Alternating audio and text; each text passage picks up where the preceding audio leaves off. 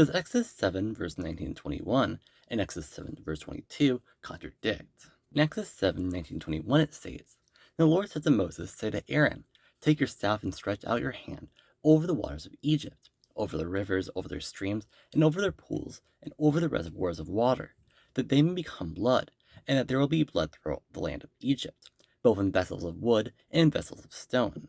So Moses and Aaron did even as the Lord commanded, and he lifted up the staff and struck the water that was in the Nile, in the sight of Pharaoh and in the sight of his servants. And all the water that was in the Nile was turned into blood. The fish that were in the Nile died, and the Nile became foul, so that the Egyptians could not drink water from the Nile. And the blood was all throughout the land of Egypt.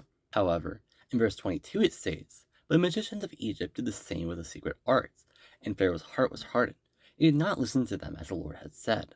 Some argue that this is a contradiction, for verses 19 to 21 say that Moses and Aaron made all the water blood, but verses 22 states that the magicians did the same. But how can they make the water blood if it was already blood? There are a few possible answers to this question.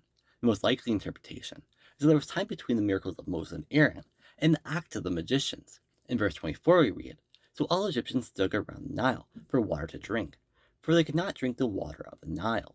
Egyptians obviously needed a drink, so to do so, they dug around the Nile, making these sort of wells.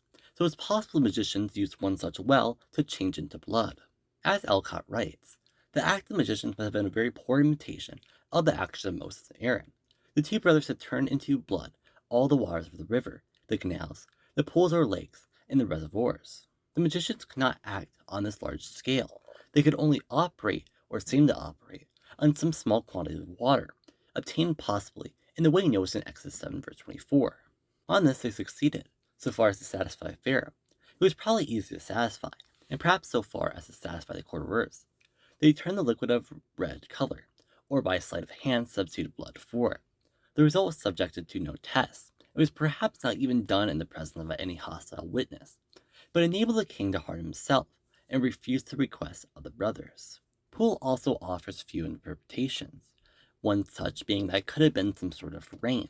While it was raining, the Egyptian magicians used this opportunity to turn into blood as well, to kind of imitate Aaron and Moses. Another possible answer is that they got it from the city of Goshen, which was not far from the court, or from some house of the Israelites, who dwelt amongst the Egyptians, as appears from many places of this history, and who were free from these plagues.